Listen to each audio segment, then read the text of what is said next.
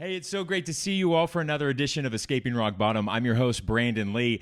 For those of you who are watching, you can tell I have a very special guest with me today. For those of you who are listening, you're going to hear from her coming up in just a moment. This is something that I've wanted to do from the very beginning, probably the most excited I've been for a long time. This is my therapist, Shadi. I met her in Arizona when I was living in Phoenix. And guess what? She's out here a lot in Venice, where I'm at in Southern California. So it's awesome to see her. And you guys get a little inside scoop to all the trauma that went on in my life. But I have asked Shadi to come on so that we can talk about a lot of the stuff that you helped me navigate. The child sex abuse, a lot of the sex addiction stuff that I started when I was about 15 years old. And then also really talking to my parents and my family and working through a lot of that family trauma. So ready to unpack a lot of stuff about addiction. I love this. So today I'm the addict. So today I'm the kind of the subject. So some people ask, why don't you talk more about yourself? I'm like, all right, this is your chance to dig deep. So when I first sought you out in Arizona, I actually sought you out because I was failing at finding a relationship. I was always saying to my friends, like, why am I having a hard time dating somebody? And everybody's like, well, you should go to therapy. And so when I went to therapy, little did I know we would go all the way back to my childhood.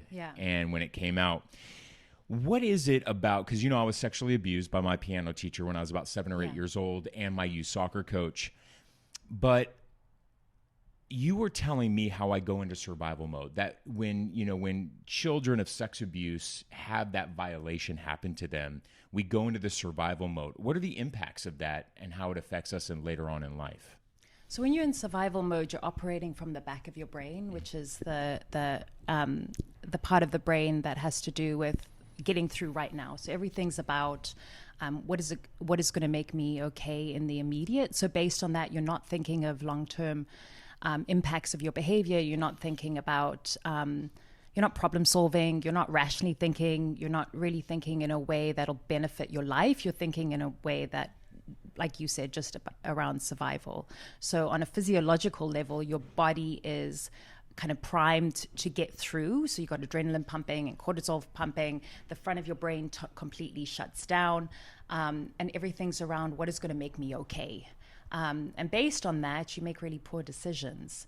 And so people from the outside are looking at you and obviously judging your decisions. But if you look at people and where they're coming from, they're just not coming from the right place within themselves. So do you think that would be one reason why then at age 15, I became so sexualized that I was seeking out sex with even older men at such a young age? Yeah. I mean,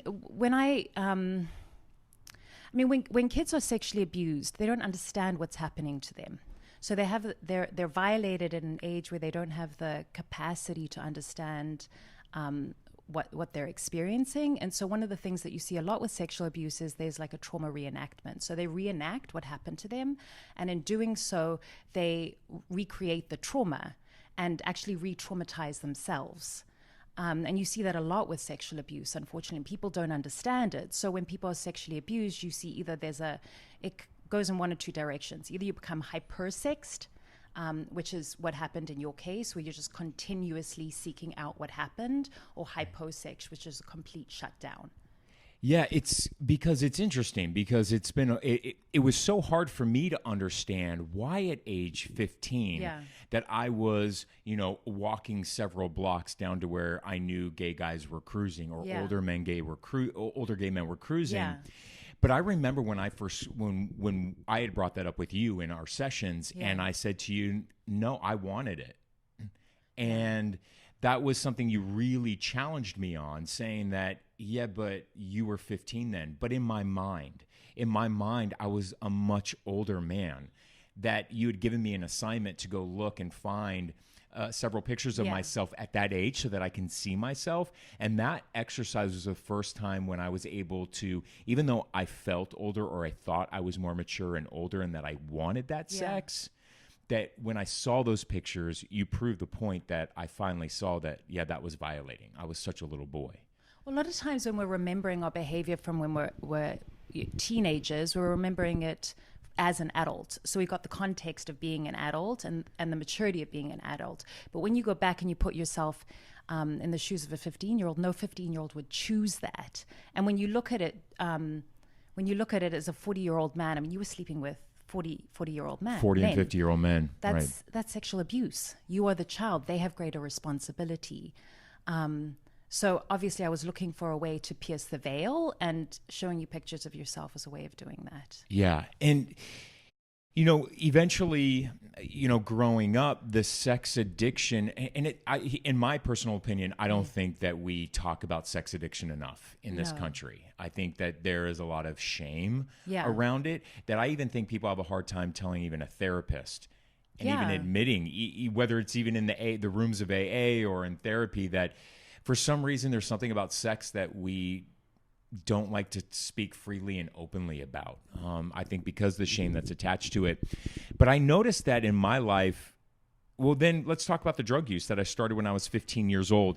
And was that really just, people ask me all the time, you grew up in like one of the most beautiful places in the country. How did you, of all people, seek out cocaine at 15? And was that more of like a numbing thing that introduced me to that escapism at such a young age? Completely. And again, going back to what you started with in terms of being in survival's about immediate gratification. Survival's about what is going to make me okay right now. So you will do anything, you will be anything, you will engage with anything to make yourself okay right now. And so the healing... That's the mindset of an addict. It's like, I'm having a bad day, I got to go home and have a whiskey shot. Of course. And so when you understand it from a brain level and operating from the back of the brain or from the survival brain, which over time becomes a survival state, everything is going to be around addiction, whatever that looks like, or whatever the vehicle you take.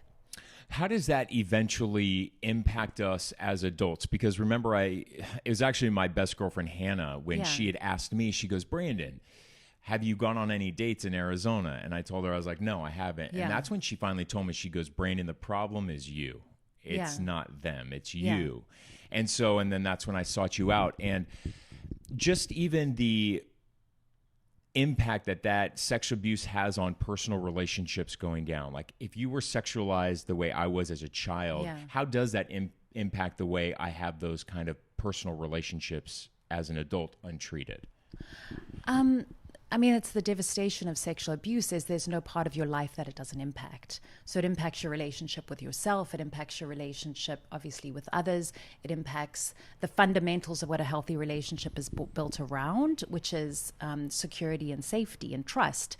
So how do you be in a relationship if you can't let go? Because the relationship is what hurt you in the first place. So you have to first work through the abuse and come to a place where there's a renewed sense of trust in order for you to let go. And beyond let go, pick people that are going to not reaffirm the beliefs that you have around yourself. With sexual abuse, it's the not enough or low self-worth.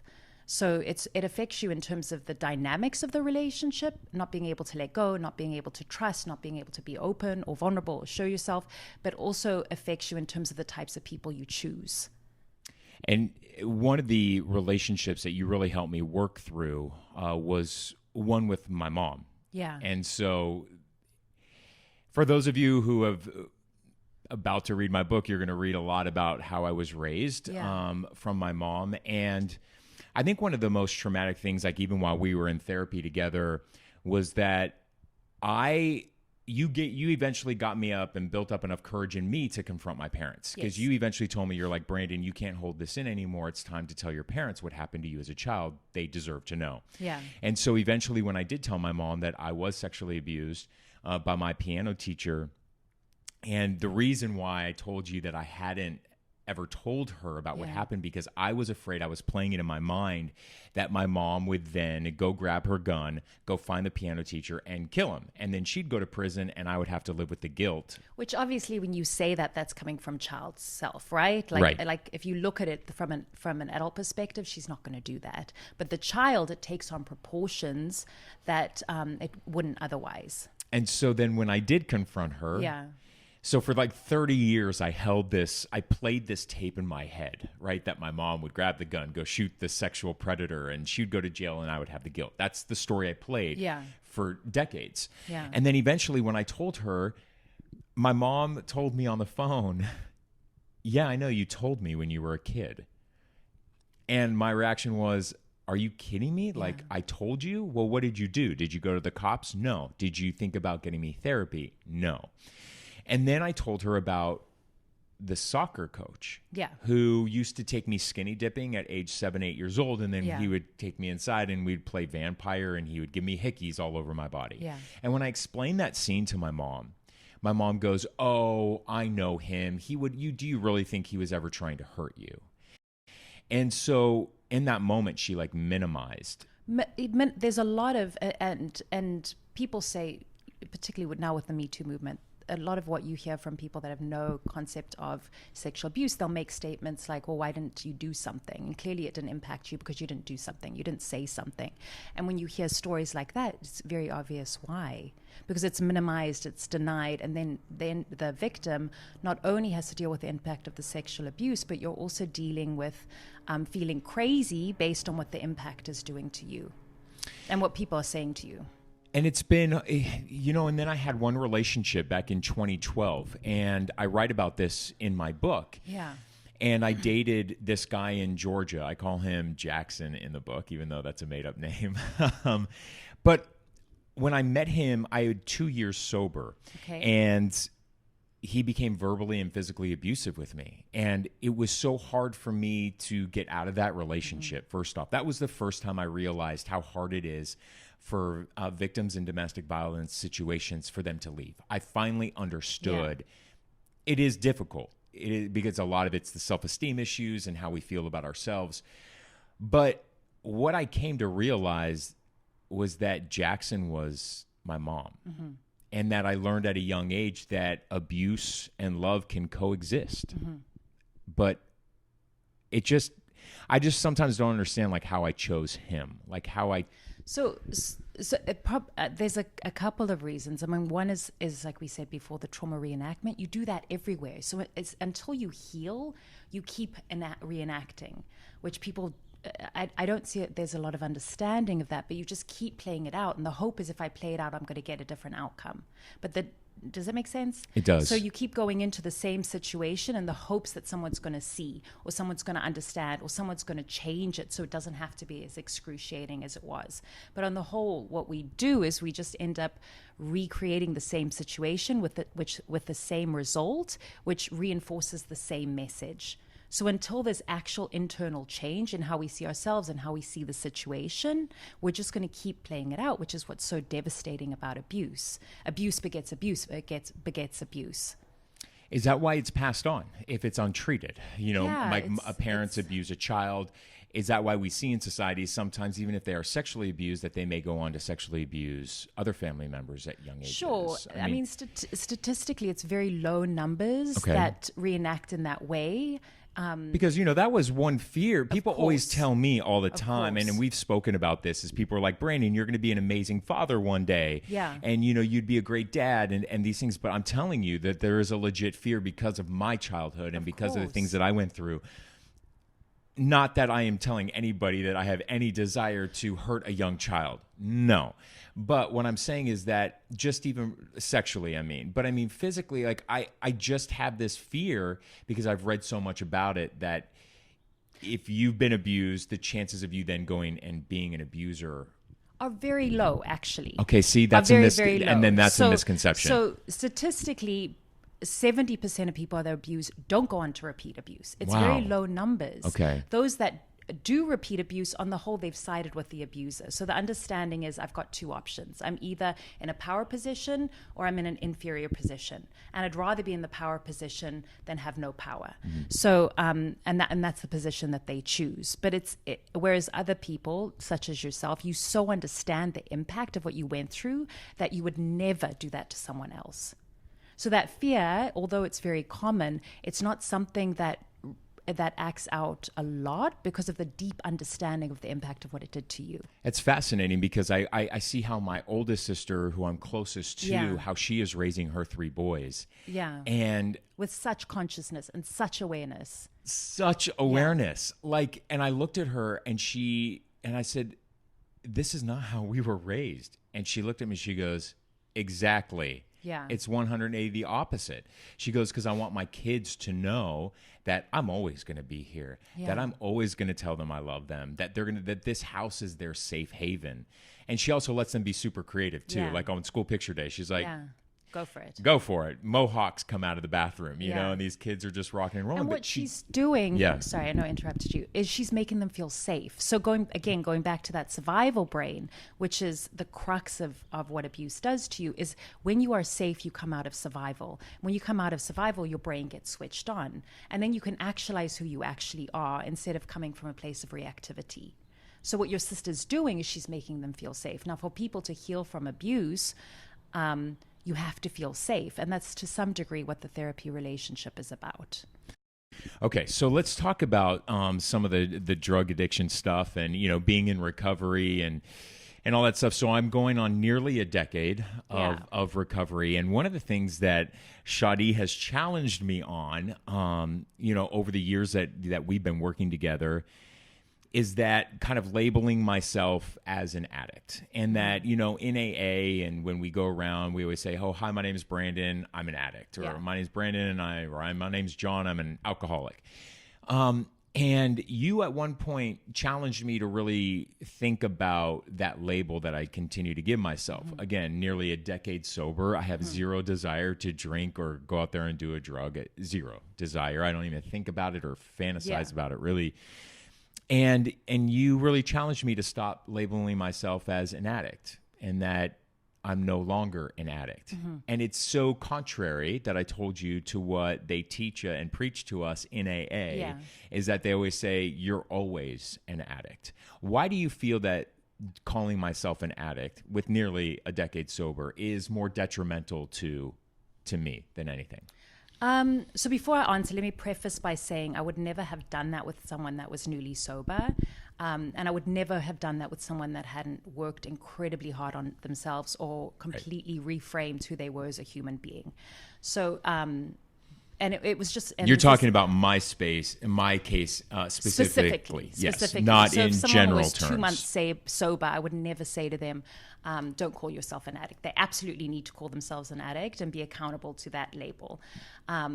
But 10 years sober, with the amount of work that you've done on yourself and how you've completely transformed yourself as a human being, I needed you to see yourself as outside of that label, because then you could open up to possibility.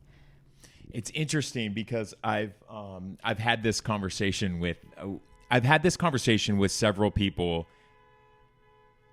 Do you love that? That's Venice. He's probably honking at nobody. It's just so typical Venice. It's interesting because I've actually had this conversation over coffee with some friends in the addiction world, and many of them have a decade of sobriety, right? And so I was curious to get their take on it, and many of them actually agreed. And so now when I speak, I actually say, my name's Brandon, I'm a recovered addict.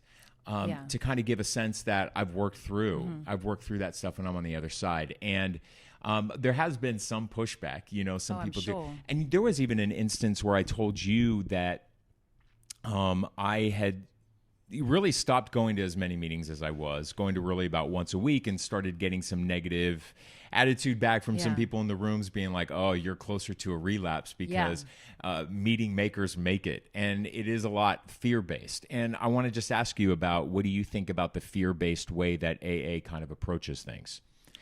I have so much respect for AA. I have to say that, and I know that it has saved millions of people's lives. There's a certain time where that is necessary. I agree with you on that. Which is in the beginning stages of recovery. You absolutely have to be terrified of the impact that this is going to have on your life and how it can undermine your future. Agreed. At a certain point, though, you need to try. My belief, this is totally personal. I like people to transcend that and to open up to possibility. And as soon as you put a label on something, you're limiting other things. And so with you, what I wanted you to see is you were so much more. You were also able to touch hearts and touch souls and speak to people in a way that they could redefine themselves and they could have hope. Because if we don't have hope, we're not going to do the work that we need to do. we have to have that goal, and that goal keeps us moving, and it keeps us growing, and keeps us expanding beyond the limitations that we've set on ourselves. Yeah, because listen, Shadi, I tell people when I speak around the country too. Yeah. Listen, I got sober to live an amazing life outside of 12-step programs. Like I got sober to go out there and have friends who are not in the program or not sober, but they're just normies. They're like, just I'll have a glass of wine, like that's what I got sober for, is to live that incredible life. And it is interesting. The more I kind of open up and I talk to other people in the recovery world, I sense that a lot of them feel that way. That there are some people who are like, no, I have to go to my 5 meetings a week, and they hold on to it like it's, so important to them. And I tell people everybody's different, right? Everybody is different. So for somebody just to make it through the day without a drink or a drug, that is a huge accomplishment for them. For me personally, like I need so much more, like I need that. I need more. And so that's one thing that I've appreciated you challenging me on, because I remember pushing back a lot on that. I'm like, oh God, that's sacrilege, But there is, I like what you said, because I think people need to take it on for themselves, like, and really evaluate with who I am, what do I need? And that's a process of self-reflection and insight and self-awareness, and it creates connection to self. So it's not to say that there isn't a person that does need 5 meetings a week. And that's absolutely necessary for them, and I would totally stand behind them. But for who you are as an individual, how are you reflecting and connecting with your own individual needs, and how do you take the journey of sobriety on in a way that it's going to stick? And it doesn't look the same for everyone. We're completely unique in who we are as individuals. So then our journey forward and our healing path forward is going to look different. One of the questions I get a lot from people who are listening and people who are watching the podcast, a majority of them are. A lot of them are parents. A lot of them are parents, and they either don't know where their kid is, or their kid has been in and out of treatment so many times, and they feel helpless and hopeless. Yeah. What do you say, and how do you even guide a parent through that? Because there is this bond between a parent and a child that is different than a brother and a sister, or me and a friend of mine. I don't have that that natural human instinct to protect them all the time that a parent has for a child. So how do you even begin to guide a parent through that that sense of, I don't want to enable you. So difficult, but it is so hard, and I've found it extremely difficult to even help guide parents through that, because you don't want a parent to enable, and you're trying to show them you got to create a boundary, and this is enabling. Well, there needs to be boundaries, and there needs to be accountability, and you need to follow up on the boundaries that you set for your child. But at the same time, it always needs to come with love. Everything needs to come with love and acceptance, not acceptance of the behavior, but acceptance of the person. And there's a difference. Because I guess the area that I still struggle, and people ask me all the time, like, do you speak with your mom? Yeah. And the sad thing is I haven't spoken to her in a long time now. But your mom was abusive. That's different. And your mom is in a position of power to you. Your mom is the big one. You're the little one. Right. It's different with parents and children. It's her job to be unconditionally loving towards you. It's her responsibility to protect you and keep you safe. You were the person that was vulnerable. You were vulnerable.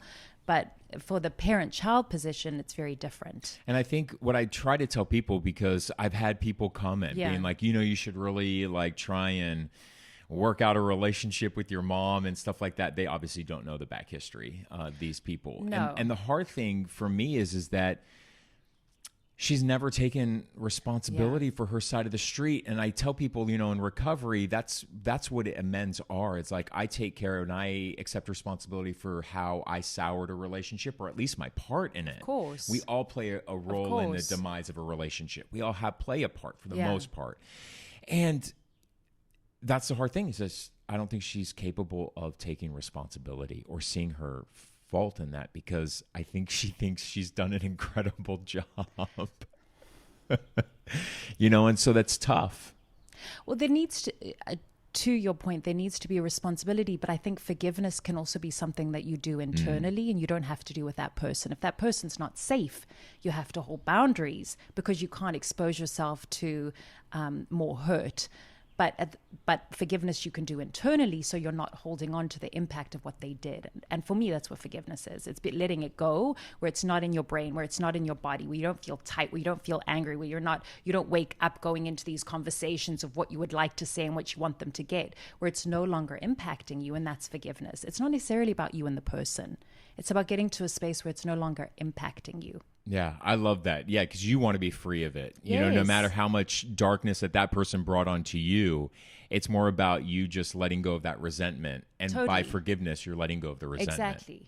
Exactly. Because we always say in alcohol, you know, in AA, and I believe it to be true, the number one offender why people go back out is because they have built up resentments. You know, when you have a lot of built up resentments, eventually one day it's just going to snap. Yeah. And, you know, your reaction is going to be to go out there and maybe numb it. You know, if you don't take care of it in a healthy way. Yeah, it's fascinating because when I was telling Shadi that I wanted to write a book, you know, at one point she asked me, she goes, well, how's your family going to react to it? And at that point, I told you it doesn't matter. Yes. And then that's when you said, okay, you're ready. Yes. So you have to get to a point. My point to you is you have to be completely on your side, where no matter what they say, no matter what they do, no matter how much they come at you, you're able to hold your side. You're able to kind of stand in power against it. And you were at that point. And it's another relationship between me and my father is that my father was never the like abuser in the household. No. But there was an issue that I was dealing with because I felt resentment towards my dad, and I couldn't understand why I had so much resentment towards my dad. And you had basically told me in a very simple way, well, the reason why you resent him is because he knew of the abuse that was going on, yet he did nothing to protect you. And my dad and I saw my dad recently for the first time in years, and we're trying to rebuild that relationship. And admittedly, it's tough because he's still married to my mom and they live together. Yeah. And case in point was back in January, my mom had heard about me doing this podcast, heard me tell people that she had been abusive to me. And my dad called me and said, why are you telling people that your mom was abusive to you? And it was at that point, I'm like, this is why it's impossible for me to have a relationship with you. I said, because you're like, this is you taking mom's side. Like you're like fighting her battles for her. I said, but should I really remind you? And so I said, fine, you got 5 minutes. And I told him, and I said, remember when she had a gun and you had to wrestle it away while I was woken up in the middle of the night. Yeah. And, you know, a knife being chucked at my head. And finally he went silent and he goes, okay, I've heard enough. And it's almost like he pushed away that trauma as an adult in survival mode. Yeah, I mean, whenever there's someone who's abusive within the house, everyone takes on a role to protect themselves against that abuse. And often, to your point earlier, there's a denial or minimization in order to make it okay. Because if it's okay, you don't have to do anything about it. And sometimes doing something about it is so terrifying that you'd rather just kind of keep putting out fires instead of doing something to actually change the circumstance. But yeah. Yeah, it's just because I know that from what I've seen in the rooms from a lot of addicts is that there is usually some sort of parent-child dynamic that has just gone off the rails. Yeah. Like there's a real consistency with addiction and that kind of behavior where that parent relationship, something went off. I mean, there is a school of thought that says addiction is about attachment issues and it's about connection. Because obviously the addiction is a way of soothing yourself. And when did you need soothing? Wow. You needed soothing as a little kid. You needed soothing as 2, 3, 4, 5-year-old. It's fascinating you say that because I think that I'm one of those cases because my mom was never the kind of mom or dad to like wrap their arms around you and like say like look at you and be like I love you. Okay. You're going to be okay. Which by the way has impacted me later on in life because of current like relationships was that for so many years, because if any guy ever showed me affection, I mean, my God, friends, I used to never want to celebrate my birthday because I felt physically uncomfortable when people would celebrate me. And so I just never celebrated my birthday. And so, but I really truly now think that it's because like my mom never held me and was like, God, I just love you. And like just look you in the eyes, which is attachment issues, which you just said. And could be a reason why it was easier for me to have a love affair with drugs. Of course. And I mean, it's all very complex, and to understand it in a way, obviously you got to understand it simply, which is you're an addict when you're an addict, and you need to stop taking drugs and do everything in your power to stop. But then beyond that, you have to work with the complexity of where it's coming from within yourself. Yeah. And in doing so, I think you can truly overcome and transform, which is what I've seen in you. Yes, and we're still waiting for that first successful relationship. We're still and heartbreak, you know. But it's, as we like to say, progress, not perfection. Yeah. But I do feel, and here's what the reason why I wanted to really have you on is because through my experience, through, you know, being nearly a decade sober and most of that time through the 12-step program, was that there was a level that I couldn't get there with just the 12-step program alone. And that, you know, for those people who are out there and you do just go to 12-step meetings and you're struggling, or you just kind of feel like you've hit a plateau, seeking out therapy and outside help has made me grow so much more than I ever thought possible. And so I want people to understand that it's almost like a three-pronged approach or a multi-pronged approach to dealing with alcoholism and to dealing with addiction and to dealing with relationship issues that stem from all the trauma that we had gone through. And so therapy is what really got me to that next level, you know, to really dig deep. I know it's your podcast, but let me ask you one question. Yes, I love this. Obviously, having watched your growth and development, I could speak to, okay, it was in this area, in this area, and in this area. But where do you think you transformed? Where do you think you changed? God, I think it was really... Actually, I know for a fact, when I had gone through the steps, the 4th step in AA is where we write out all the trauma that happened to us, right? And then we flip it over, we put on our role on the other side. And when I was writing it out, I remember writing it out to my first sponsor that, yes, I was sexually abused by my piano teacher. It was so matter of fact that when I started working with you, I remember, like, I don't know what it was. I remember the first time I was in your office, I broke down crying because the first thing I told you was that I was sexually abused. That was the first time I'd ever cried about it. I had never, ever cried about me being sexually abused repeatedly by my piano teacher and my youth soccer coach, because I guess I had gone into such survival mode for my whole life that it was buried so down deep that I built a fortress around it. You did. But I remember there was something about it walking into your office. I don't know what it was, but I just broke down crying. And I really think for the first time crying about the trauma is when I really started to heal and grow, because I had never cried about that before. And I'll add to that, what I saw happen within you is you softened, and it was all these parts of yourself that hadn't had access. Suddenly you had access to them. And with that, I would imagine you put down whatever you were carrying, and you have a lot more energy, and you have a lot more openness, and you're far happier, and you're far lighter. And I think that's the impact of trauma that's so devastating to me, is people don't even know the impact that it's having on them. They don't know kind of the amount of energy that it's taking in order to keep it repressed or keep it kind of like just below the surface. And so even if they say, no, it happened and it didn't impact me, there's a huge amount of energy that they don't have accessible to them because that energy's been used to keep it down. You know, and the crazy thing you said, like you look light and positive and stuff. I get messages from people all the time who haven't seen me in years. Yeah. And they're like, dude, you look like the best I've ever seen you look. You look happy, like there's a sparkle in your eyes again.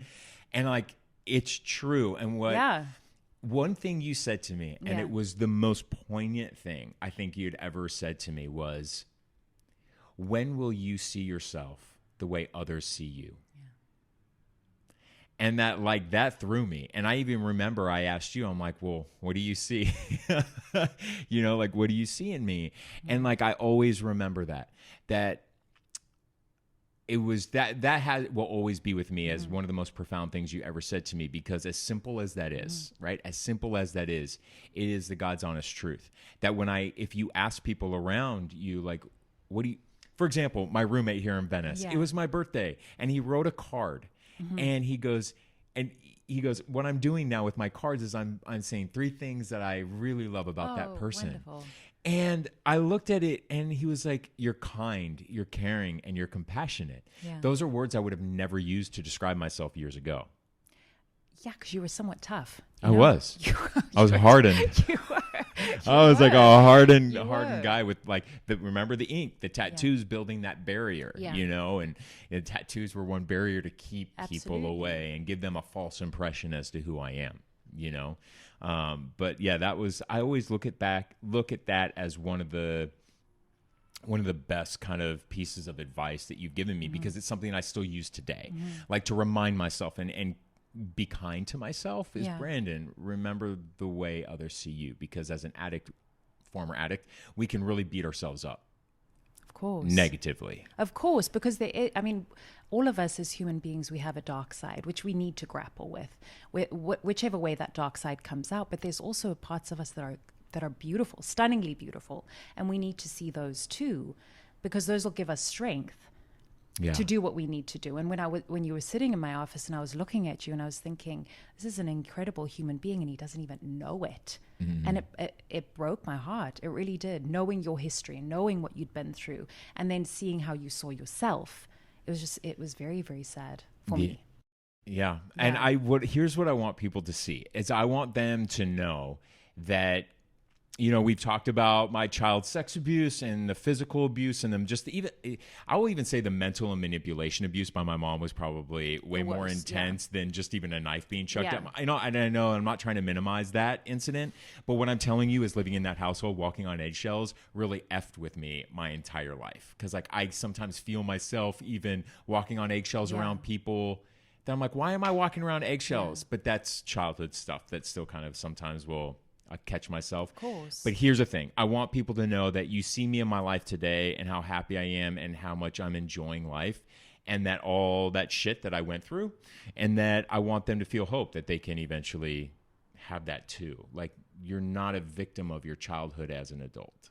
No, and so as long as you choose to get help. Exactly. And I think that as someone, I read, I know it's skipping me as to where, but the statement was basically, memory without activation is wisdom.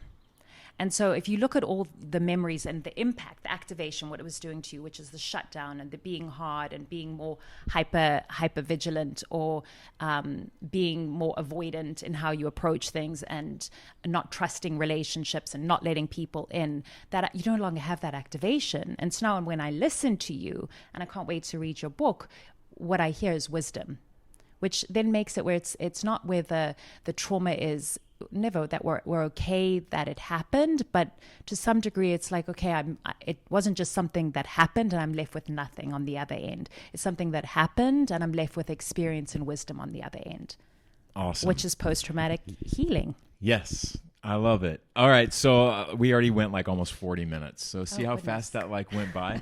I just want to say a special thank you to my therapist, Shadi, for coming on. And again, I invited her on so she's not like sharing things she shouldn't be sharing. So she's she helped me grow so much. So I'm obviously always indebted and grateful to you. And for those of you who are watching and listening, as always, thank you. We'll see you back here for another episode of Escaping Rock Bottom next week.